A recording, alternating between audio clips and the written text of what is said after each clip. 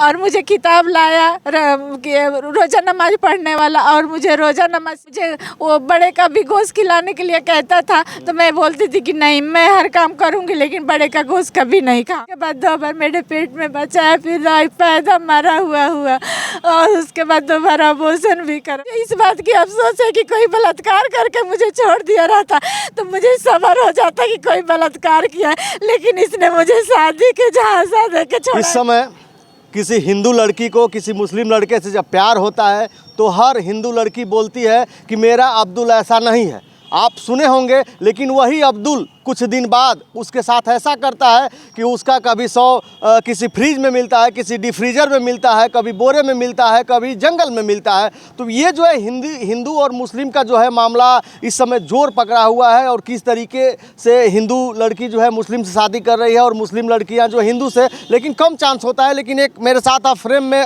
देख रहे हैं, इनसे एक इम्तियाज़ खान नाम का जो है 2003 में इनसे एक संपर्क में आता है, और ये बलिया की रहने वाली है, आज ये देवरिया में है, और ये जो है दर दर की ठोकर खा रही हैं। और किस तरीके से लव जिहाद का मामला जो है इनको इतने दिन रख के और इनके साथ क्या क्या किया, आप सुनेंगे तो आपका कलेजा फट जाएगा। मैं इनके जुबानी सुनता हूं कि आखिर इनके साथ क्या क्या हुआ, और इनके पैसे से, यहाँ तक कि इनके पैसे से वो जो है पढ़ाई भी किया, वो इस समय शिक्षक भी बन गया, इस समय पोस्टेड भी है, और इस समय जो है वो देवरिया में ही पोस्टेड है। और ये दौड़ रही हैं, खोज रही हैं, इंतज़ार उसका कर रहे हैं कि अभी भी वो वापस आएगा, लेकिन वो तैयार नहीं है। तमाम इनके पीछे की क्या कहानी है, मैं इनसे जानने की कोशिश करूँगा कि आखिर किस तरीके से इनको जो है वो अपने संपर्क में रखा, कहाँ कहाँ ले गया, क्या क्या इनके साथ किया। मैं इनसे बात करूँगा, वीडियो में बने रहिए। क्या कुछ मामला है पूरा, थोड़ा हमको बताइए।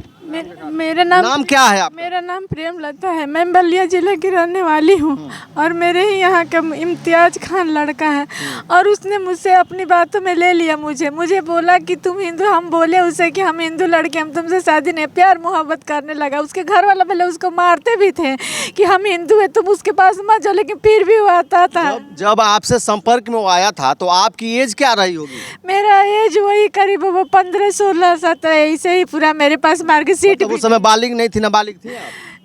सर जी ये तो मुझे नहीं पता, मतलब 17-18 साल एज रही? हाँ जी सर, ये आज था। और उसके बाद उसे हम कहे कि नहीं हम मुसलमान लड़के से नहीं शादी ब्याह करना, हम मोहब्बत तक भी नहीं करेंगे।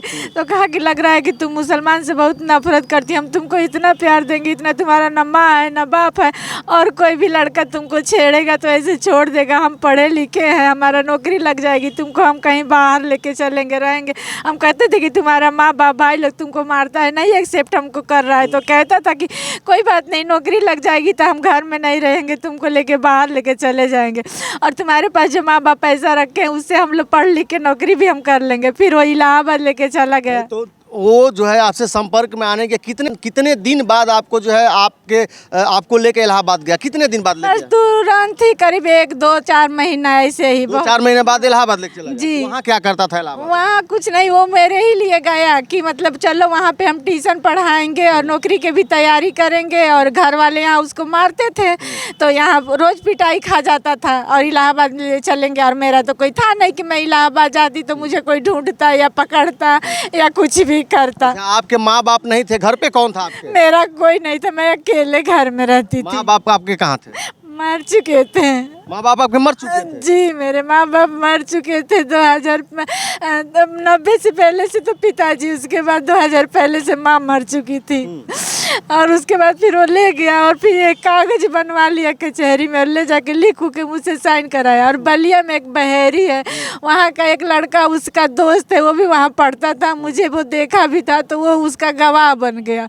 और एक और मुसलमान का लड़का था, तो वो लोग इतना चालाक थे कि उन लोग को पता था कि हिंदू भी गवाह चाहिए। तो मेरे पास तो कोई था नहीं, तो उसी एक मुसलमान लड़के का भी वो नाम हिंदू का बदल के उसमें भी साइन है, कोर्ट मैरिज वाले का। शुरू से ही आपके साथ इनके साथ वो फ्रॉड कर रहा था, और आप नहीं समझ पाते? नहीं, हम नहीं समझ पाते थे, क्योंकि कुछ खिला पिला भी जाए, मेरा कोई था भी नहीं। जैसे आज मैं भटक रही हूँ कि हर जगह कोई नहीं मिल रहा है। फिर उसके बाद जो भी मेरे पास था उससे उसने टी किया, बीएड, और फिर मुझे मुसलमान के ही मोहल्ले में रखा। आपने उसके ऊपर कितना पढ़ाई में उसके ऊपर कितना खर्च किया होगा? मैं तो गहना उना जैसे बेची, घर से जैसे काम उम करके चावल दाल भी बटोर लेती थी, या राशन कार्ड उस समय था, राशन कार्ड से भी उचार लेती थी। सब गेहूँ चावल लेके लोग 5 लाख के करीब में मैं खर्च कर चुकी। यहाँ तक कि कुछ पैसा मेरे बैंक में थी तो अपने दोस्तों के अकाउंट से मंगवा लेता था, उसके पास अकाउंट नहीं था। मुझे इतना याद नहीं कि मैं उस रसीद को रखूं। और उसके बाद उसने मुझे मुसलमान के मोहल्लों में रखता था और मुझे शाइस्ता नाम रखा, लेकिन मुझे ये भी नहीं पता था कि मुसलमान का नाम भी बदल दिया ले जाके। जी, लेकिन मुझे ये नहीं पता था कि मुसलमान बनने के लिए रजिस्ट्रेशन होता है। तो उसने इसीलिए जो बोलता था कि कोई पूछेगा कि तुम्हारा नाम क्या है तो बताना कि शाइस्ता। और मुझे किताब लाया रोज़ा नमाज पढ़ने वाला और मुझे रोज़ा नमाज सिखाया। मुझे वो बड़े का भी गोश्त खिलाने के लिए कहता था तो मैं बोलती थी कि नहीं, मैं हर काम करूँगी लेकिन बड़े का गोश्त कभी नहीं खाऊंगी। और उसके बाद से फिर वहाँ बहुत मारता भी था। जब आपको मारता भी था? हाँ, लेकिन मैं मजबूर थी। उसके बाद जब इंडिया पाकिस्तान वाला मैच हुआ उस दिन भी बहुत मारा, तो मैं उसी दिन कही कि अब मैं तुम्हारे साथ नहीं रहूंगी, मैं घर जाऊंगी। तो उसने ऐसी कोर्ट मैरिज वाला मारा। इंडिया पाकिस्तान का मैच हो रहा था तो आपको क्यों मारा वो? इसलिए कि इंडिया जीत रही थी तो मैं खुश हो रही थी और वो उसको खुशी नहीं था। क्यों, क्या कह रहा था वो? तो वो जब पहले मार लिया तो फिर गुस्सा होके खाना उना नहीं बना। फिर 12-1 बजे रात में फिर मुझे मना के बोला खाना बनाने के लिए। तब उसने बताया कि मेरा दिल पाकिस्तानी है, मुझे माफ़ कर दो, मैं तुमको मार दिया। तो मैं बोली कि मुझे अब आपके साथ नहीं रहना है। तो मैं सुबह में निकलने वाली थी इलाहाबाद से, 5 बजे भोर में ट्रेन चलती है। तो उसने ये कागज़ दिखाया कोर्ट मैरिज वाला, बोला कि देखो इसमें लिखा है ना कि अगर पहला पक्ष भाग जाएगा तो दूसरा पक्ष कोर्ट से जाके हम तुमको लेके आएंगे, अब मान जाओ तुम कहाँ जाओगी। फिर उसने अपनी बातों में मुझे ले लिया, फिर रखा। उसके बाद 2 बार मेरे पेट में बचाया, फिर पैदा मरा हुआ और उसके बाद 2 बार अबॉर्शन भी करवाया। 2 बार आप अबॉर्शन भी कराए वो? जी। मतलब वो नहीं चाहता था कि आपसे कोई संतान हो? क्या मकसद था उसका? अब पता नहीं, अब तो यही लगता है ना कि कैसे मतलब करा, हॉस्पिटल ले जाके या दवा खिला, कैसे अबॉर्शन करा था? दवा खिला के आप जानती थी कि अनजाने में ऐसा करता? अनजाने में मुझे वो सारी चीजें नौकरी पे रख दिया था उसने। क्या नौकरी पे? कि नौकरी नहीं लगा है तो बच्चा होंगे तो कैसे पढ़ेंगे, कैसे लिखेंगे, हम पढ़े लिखे। क्या तुम चाह रही हो कि जो रोड पे सब लवारिस बच्चा घूमते हैं उस तरह तो हम लोग का भी बच्चा घूमे? तो इसलिए उसकी बातों में हम आ जाते थे। और उसके बाद फिर उसने मुझे बहुत मारा पीटा। जब मैं आने लगी थी इसी कोर्ट मैरिज का कागज़ दिखा के मुझे नहीं आने देता था। फिर वहाँ से उसकी नौकरी 2013 में लग गई। 2017 में जो 72,000 वाला अखिलेश यादव से था उसमें लगी। फिर उसकी ट्रेनिंग हुई यहाँ बेलौली में। जैसे नौकरी लग गई देवरिया से तो पहले ट्रेनिंग होती है, तो ट्रेनिंग होती तो एक बेलौली है, देवरिया में ही कोई बेलौली जगह है, वहाँ उसकी ट्रेनिंग हुई। उस समय मुझे एक लंगड़ी चौराहा है गौरी बाजार के पास, वहाँ पे रूम में रखा। फिर उसकी नौकरी लग गई तो मुझे गौरी बाजार में मुमताज़ अहमद के मकान में रखा, वहाँ 1 साल तक रखा। वही 17 से 2018 में मुझे वो चुपके से 2 लड़के की माँ से शादी कर लिया। आपको छोड़ के वो दूसरी शादी भी कर लिया? कहीं जाके उससे कर लिया। अब मुझे अभी तो आपको कब जानकारी हुई? जब वो मुझे घर से निकाल दिया। एक दिन मैं उसका मोबाइल देखी तो एक नंबर मिला, मुझे नहीं पता था ये नंबर किसका है। मुझे लगा कोई मास्टर उस्टर का है, तो मैं नंबर लगा के उनसे कहूँ कि सर मुझे मार रहा है, पीट रहा है। मैं शर्म के मारे किसी से बताती नहीं थी कि मैं हिंदू हूँ, क्योंकि कोई मुझे जानता ही नहीं था। मुझे नकाब पहना के हमेशा घुमाता था, मैं आज भी नकाब रखी हूँ। तो उसके बाद जब पता चला उस लड़की से मैं फ़ोन की कि तुम मत शादी करो, मैं 16 साल से उसके साथ, वो कह रही है कि नहीं तुमसे बच्चा होगा तो ख़ानदान खराब हो जाएगा, हम मुसलमान हैं। वो 2 लड़के की माँ है, छुट्टी हुई है और उसके बाद ये मुझसे हम कहें कि तुम 2 लड़की माँ से शादी किया, तो कह रहे मेरी बहन कहती है, मेरी बुब्बू, मेरा परिवार वाले कहते हैं कि मुसलमान लड़की से छुट्टी हुई से शादी कर रहे हो तो तुमको जन्नत मिलेगा, तुम हिंदू हो, तुमसे मेरा ख़ानदान। तो हम बोले कि तुमको पहले नहीं पता था, अब हम कहाँ जाएंगे, ना हम हिंदू का रह गए ना मुसलमान। कहे जहाँ दिल करे तू वहाँ जा, मुझसे कोई मतलब नहीं है। और बहुत मारा पीटा मुझे। ऐसे ही मैं भटकते भटकते फिर मैं रसौली गई उसके स्कूल पे, वहाँ भी मुझे लोग जलील किए। मैं तो मुझे हिंदू लोग भी कभी कभी अपने 100 में कोई ऐसे हिंदू होते हैं जो मुझे प्यार करते, ज़्यादातर हिंदू का भगा देते हैं, कहते हैं तुम्हें पता नहीं। आज मैं उसका गलत सिर्फ मैं हूँ, लोग कहते हैं तुम गलत हो, तुमको नहीं पता था। उसके बाद वहाँ भी झगड़ा लड़ाई हुआ, वहाँ भी मैं ये भाग रहा था, मैं लखेत रही थी तो एक हिंदू आदमी आया मुझे मीडिया में ले जाने के लिए, तो वहाँ का प्रिंसिपल को पैसा दे दिया, तो प्रिंसिपल उस मीडिया वाले को मेरा ही सब बुरा भला कह दिया, तो मीडिया वाले भी वहाँ से भाग गए। फिर मैं ऐसे भटकते भटकते फिर मैं भरौली आई। वहाँ प्रिंसिपल यहाँ जब ट्रांसफ़र करवा के चला आया तो मैं भरौली आई। मैं दीपावली से 8-10 दिन पहले वहाँ भी झगड़ा लड़ाई हुआ। लाड़ थाने पे गई तो लाड़ थाने पे दरोगा जी को पैसा दे दिया और एक पैसा दे के वहाँ से भी मेरा कुछ नहीं हुआ। फिर उसके बाद 15 दिन का मेडिकल ले लिया, फिर कभी छुट्टी ले लिया। फिर वहाँ से मैं अब सोची कि मैं देवरिया BS से जाऊँगी। वैसे मुझे रात रात भर नींद नहीं आती, मेरा कोई है नहीं, मैं कहीं मर भी जाऊँ। तो मैंने ये सोचा कि कृष्ण भगवान कहते हैं कि गुनाह करने वाले से ज़्यादा गुनाहगार सहने वाले होते हैं। मैंने 16 साल तो रोज़ा नमाज किया, लेकिन मैं इस बात को दिमाग में रख के आपने उसके साथ 16 साल तक रोज़ा नमाज जो कहता रहा है आप करती रही? जी, मैं अजमेर शरीफ भी मुझे लेके गया था कि जब हिंदू लोग नमाज पढ़ के दुआ मांगते हैं तो जल्दी कबूल होता है। तो मुझे अजमेर शरीफ ख्वाजा गरीब बाबा के मज़ार पे ले गया था नौकरी के लिए। फिर मुझे इलाहाबाद में चौदही के पीर बाबा के पास ले गया था। फिर इलाहाबाद में लेंस बाबा के पास ले गया था और फिर लेके गया। फिर जब मैं यहाँ आई भरौली में तो यहाँ से लार भगा दिए। तो फिर मैं सोची कि अब मैं BS से जाऊँगी।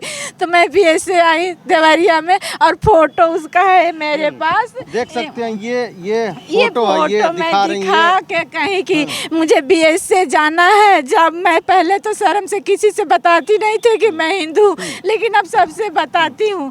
तो बोले कि अरे मास्टर लोग के ट्रेनिंग रामपुर कारखाना चल रहा है, तुमको BS से जाने से कोई फ़ायदा नहीं है। फिर मैं पूछते पूछते रामपुर कारखाना चली गई 24 तारीख को। फिर 24 तारीख को गई वहाँ, मैं सबसे कही तो कई लोग थे बोले कि तुम उसको पहचान लोगी। मैं बोली मैं 16 साल उसके साथ रही, मैं पहचान। फिर बहुत बड़ा हाल था। जब जस्ट मैं अंदर घुसी तब तक ये मुझे देख के बाहर निकल आया। बाहर निकल के भागने लगा। फिर मैं बोली क्यों भाग रहे? तो मास्टर लोग थे खड़े हो गए। तो बोला कि तो मास्टर लोग बोले रखो इसको रखो। तो वो मेरे साथ बाहर आया, टेम्पो में बैठा। लेकिन जब टेम्पो में कोई नहीं था तो उसमें मुझे मारना लगा। तो वहाँ पे जो टेम्पो वाला था मुझे बीच रास्ते में उतार दिया दोनों लोग को। फिर वहाँ रामपुर कारखाना के पास थाना है, थाना पे गए तो थाना भी कुछ नहीं किया। वहाँ से थाना बोला कि तुम इसके साथ ही रहना, ये जहाँ रहा। हम बोले कि ठीक है हम तुम्हारे साथ। उसका कॉलर पकड़ने की कोशिश की, तब तक वो छुड़ा के भाग गया। वो भी तिनमुहानी के तरफ एक मूंज वाला खेत है और पोखरा है, वहाँ बहुत लोग दौड़े, समझे लोग कि ये चोर है। छोड़ के वो भाग गए? हाँ, बहुत लोग दौड़े उसके पीछे पीछे। वो उनको लोग को लगा, छोटा सा बैग लिया था कागज का कि ये चोर है चोर है। फिर दौड़े लोग, फिर आए तो पूछे चोर कितना पैसा तुम्हारा लेके भागा? बोले नहीं वो चोर नहीं तो मेरा पति था। तो बोले कि चलो जाने दो, भागा तो फिर तुम्हारे घर ही नहीं आया जाएगा। फिर मैं कुछ नहीं बोली, बस वहीं से भटकते। फिर मैं दूसरे दिन डाइट पे गई तो पता चला कि 5 दिन की ट्रेनिंग है, लेकिन डाइट पे वो नहीं आ रहा है और ना ही स्कूल पे जा रहा है। मैं उसका रूम भी नहीं देखी हूँ कि मैं कहाँ जाऊँ। मैं से अभी आप क्या चाहती हैं?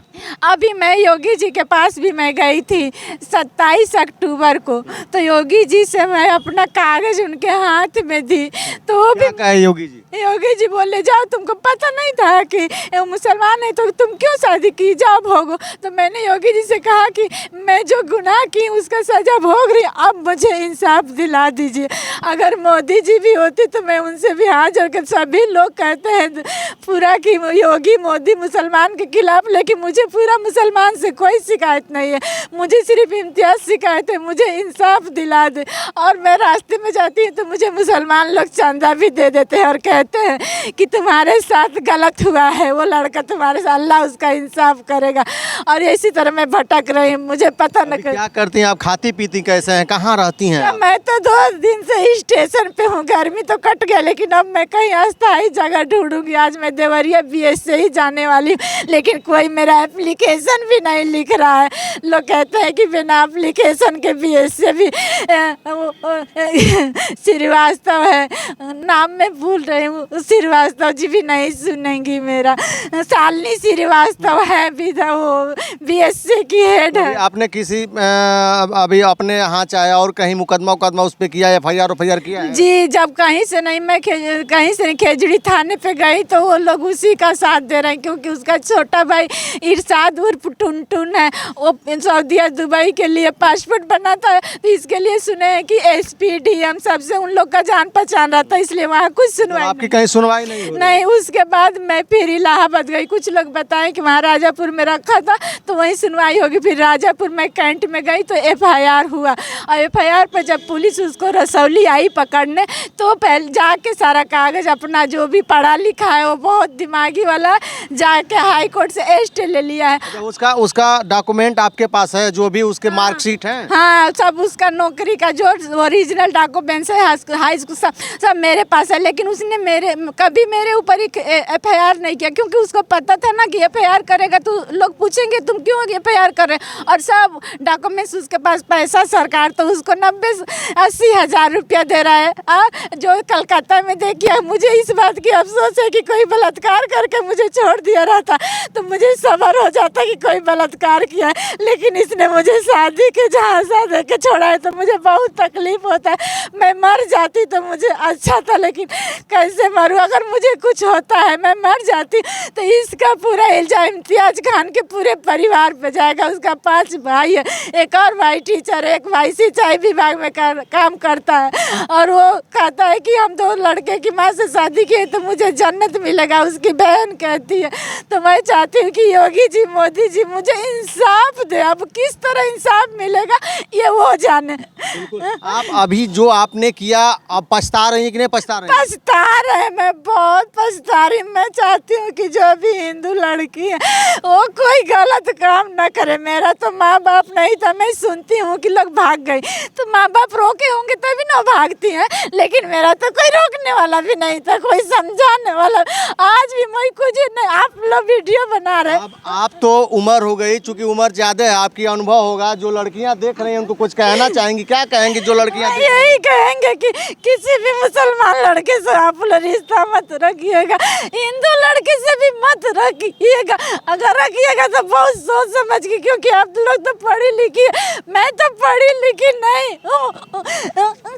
और मुझे बिल्कुल आप देख सकते हैं कि ये दर की ठोकर खा रही हैं, और इनको मुसलमान का लड़का इनके गांव का ही किस तरीके से झांसे में लिया और लेके इनको जो है फिजिकल रिलेशन में रहा, इनका कई बार एबार्सन भी कराया, और इनके पैसे से वो पढ़ाई किया, और पढ़ाई करके शिक्षक बन गया। जो शिक्षक बना उसके बाद इनको छोड़ दिया, और ये दर की ठोकरें खा रही हैं। इस समय इनके उनसे रिलेशन में आने के पहले इनके माँ बाप मर चुके थे, जो भी इनके पास था वो सब कुछ बेच के उस पर ये कुर्बान कर दी, लगा दी, और ये दर की आज जो है खाने के लिए मोहताज हैं, आज भटक रही हैं। वो इसी देवरिया में वो शिक्षक है, और वो 80,000 सैलरी पा रहा है, और इनको पूछ नहीं रहा। ये इधर का उधर, इधर का मारा उधर, और उधर का मारा उधर रेलवे स्टेशन, और इधर उधर सोती हैं, यहाँ से वहाँ। इनके पास खाने तक के लिए भी पैसा नहीं है। हम लोगों से मिली हैं तो हम लोग कहें कि जितना हो सकेगा हम लोग संभव मदद इनकी करेंगे, और लोगों से भी अपील करेंगे कि इस तरीके के लोग हों तो मदद करिए। लेकिन गलती तो इनकी है, हम कहेंगे कि गलती इनकी है, लेकिन इनको वो इमोशनल ब्लैकमेल किया,